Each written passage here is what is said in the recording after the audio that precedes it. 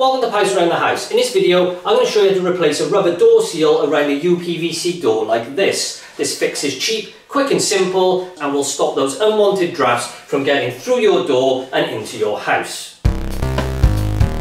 So you'll often find you have two door seals, one that goes around the frame and one that sits just inside the door like that. And on an older house, when you take a closer look at the seal, you'll often find it's a bit flat, a bit rigid and a bit lifeless. And this means that when you close the door, the seal stays a bit compressed, allowing cold air to flow around that seal and into your house. If you take a look at the seal here around this lock mechanism, this is a great example where the door has been compressed against this seal, and the seal is all sorts of different shapes, and in places it's only about 1mm deep, when in fact this seal should be a lot thicker, a lot more spongy, allowing it to create a nice tight seal. If we take a look at the seal on the door frame, it's very similar, it's gone a lot flatter, but this one does appear to have a bit more life left in it. So for the purpose of this video, I'm just going to concentrate on the seal around the door. But if you want to replace both, that's up to you. And before we get going, I should mention that we can adjust how tight the door sits against the seal by adjusting the door hinges, but I'll show you that in another video. For the purpose of this video, we're going to assume that the seal is gone and we're going to replace the seal. So the next thing to do is to choose the right door seal, and the way we do this is by removing a little bit of the existing seal, and we can take a few measurements. So let's take a closer look at that. So the easiest way for me to do this is by just popping a little bit of seal out of the corner of my door like that, and you'll notice that'll just come away very easily. And then you want to take a few basic dimensions with a measuring tape of this little groove there and the overall width of the seal. Then to pop this back in place, you just push on the seal and it'll pop back into that ridged bit in the door, no problem at all. Then we can now go and choose the new seal. And if you go online and search for door seals, you'll find there are diagrams available like this which give the exact dimensions of the new seal. You can then compare this to your existing seal to see if it fits. But to be honest with you, if you've got a uPVC door, you'll probably find that a universal door and window seal will be exactly what you need. And the one I went for was this Stormguard universal uPVC door and window seal, and I got this on Amazon, and I'll put a link to this in the description section below. Now whilst this is available in the likes of Toolstation and Screwfix, they do only seem to sell 20m lengths, and I picked this 25m length up for the same price. It also came with this nice little tub which allows you to keep it all ravelled up inside, which I'll show you now. Now personally, I think this tub is a nice little touch, as it allows you to feed this seal out bit by bit as you fit it to the door. It's also a nice little storage container to pop back in the shed, keep your seal nice and safe for if you need to reuse it in a few months' time, or maybe another window or door. Okay, so we've got our new door seal, now it's time to fit it to the door. But my advice would be, before we start fitting it, is just to take a small bit of the old seal away, get a bit of your new seal, and let's just try to fit it into the door and see if it actually fits. This way, if it doesn't fit and we need to send it back, we've still retained the old door seal. The problem with taking the door seal out is if you find the new one doesn't fit, we try to put this one back in and we can't get the old one back in because it's rigid or it's perished, then we could be a couple of days or a couple of weeks without a door seal, which in the middle of winter is not a good thing. So I'm just going to feed a bit of this seal out now, and I'm just going to try and fit it into the groove of my door and make sure this is the correct seal for my door. And that seems to be fitting into those grooves perfectly. So there we go. I'm happy that that is the correct seal, so I'm now going to start to remove the old one. And just something to note here when removing the seal, when this old seal was put on, someone had made a small little cut on the inside, like a 45-degree cut, just to allow the seal to make it round the corner. Now, I'm not going to do that to start with. I'm going to try and fit my seal with no cuts in it whatsoever. If then it seems a bit tight when I try shutting the door, I may have to go around with a scissors or a sharp knife and just put a little slit in it. But a bit of trial and error, we'll see how we go.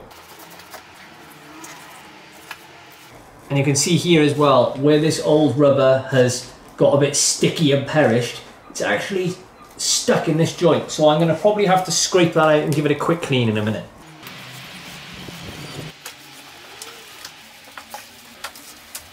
As I just mentioned, I'm going to go round with a small screwdriver, just going along this groove, and anywhere there's a bit of rubber stuck inside it, I'm just going to make sure that I clean it all out before putting the new seal in.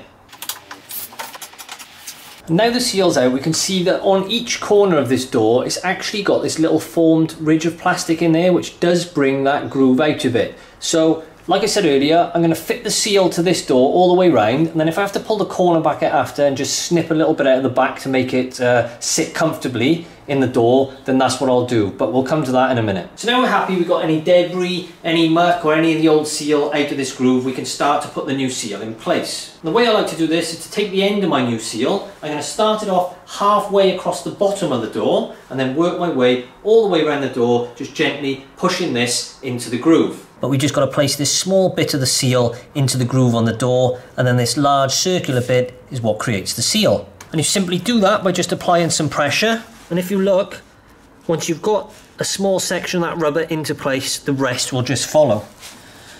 And the way to do this is just by keeping your rubber fairly taut away from the door and just slowly push against the door, placing the seal into the groove.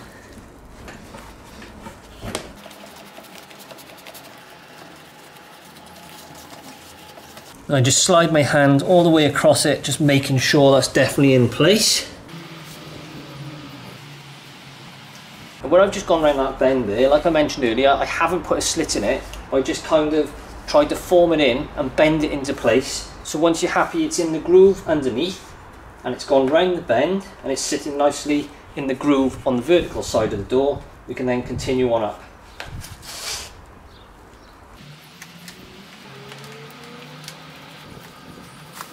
You'll notice as well, when I'm pushing that into place as I'm going up like this with my fingers, is what you find is sometimes, although it sits in the groove, it still looks like it sits slightly proud. So the way to get around that is to go back over it in the other direction, and you'll find that should sit the seal nicely into the groove.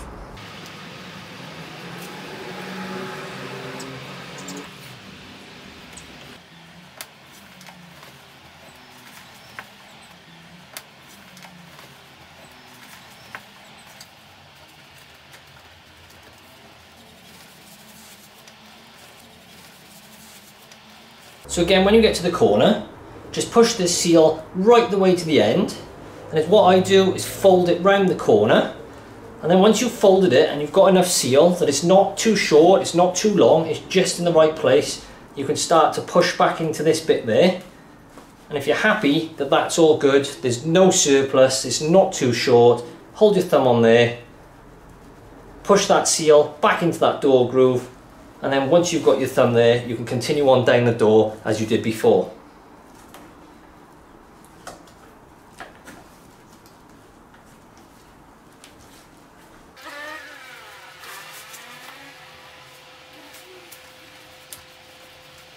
So I've just gone roughly round to the bit where I need to stop, leaving a little bit of surplus, just snip it with a standard scissors, and then hopefully it won't all coil up while I continue on doing the seal.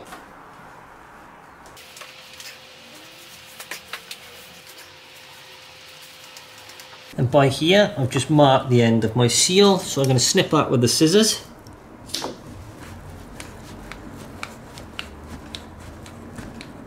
And when we get to the very end there, I just left a couple of millimeters of the seal too long, so it kind of bunches up with the other bit. Squeeze it into the groove like we've done with the rest of it.